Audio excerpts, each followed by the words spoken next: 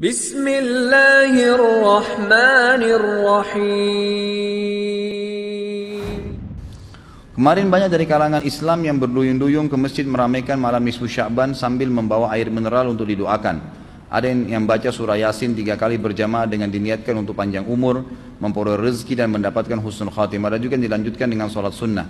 Apa hukum membaca surah Yasin 3 kali dan sholat nisfu Sya'ban? Lalu apa keistimewaan malam nisfu Sya'ban dan tuntunan apa yang disunnahkan? Ini banyak muslimin memang yang menyalahgunakan ya, dalil-dalil. Jadi mereka tidak memilah mana dalil yang sahih dan mana dalil yang lemah, apalagi hadis-hadis yang palsu. Hadis yang menjelaskan tentang masalah adanya solat di nisfu Sya'ban, solat secara khusus namanya solat nisfu Sya'ban itu tidak ada.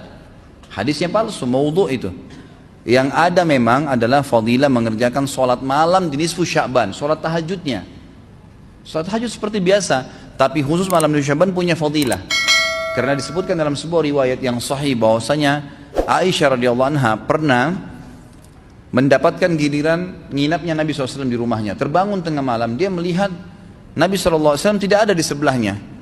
Maka Aisyah radhiyallahu anha terbawa rasa cemburu. Dia memakai bajunya kemudian mengelilingi rumah-rumah Nabi yang lain, ya, istri Nabi yang lain, takut Nabi ada di sana gitu.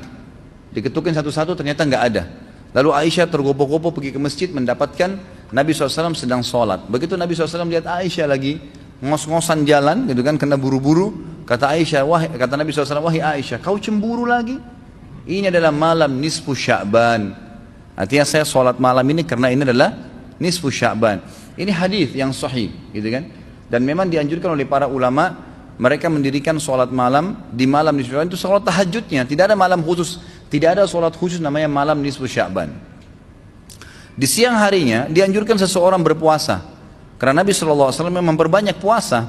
Terlebih lagi nisfu Sya'ban itu ya kenanya malamnya itu berarti puasa tanggal 14. Kalaupun nisfu Sya'bannya malam hari ke-15. Dan kita tahu ada puasa Iyamul Bid. Ada 13, 14 dan 15. Itu kita dianjurkan puasa 3 hari. Kan gitu. Tapi tidak diniatkan khusus puasa nisfu Sya'ban. Khusus puasa itu. Karena memang secara umum Nabi SAW puasa sebulan penuh di bulan Sya'ban. Kalau masalah membaca surah Yasin, ini tidak asing lagi kalau di Indonesia. Semua harus surah Yasin. Pindah rumah Yasin, orang mati Yasin, semua Yasin. Ditanya dalilnya, tidak ada dalil, gitu kan. Hanya karena surah Yasin dikatakan jantungnya Quran. Itu pun hadis yang lemah. Karena dalam sanadnya ada orang yang pendusta, gitu kan. Tapi ini diamalkan.